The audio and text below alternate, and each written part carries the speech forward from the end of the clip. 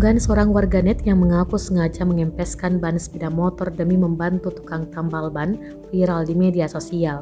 Dalam videonya, pengunggah berujar kakek tersebut sedang sepi pelanggan. Karena merasa kasihan, perempuan tersebut lalu ingin membantu.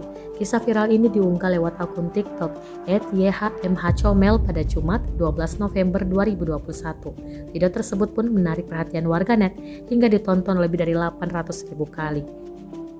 Video tersebut diunggah oleh Yohmah, 17 tahun asal Banjarmasin, Kalimantan Selatan.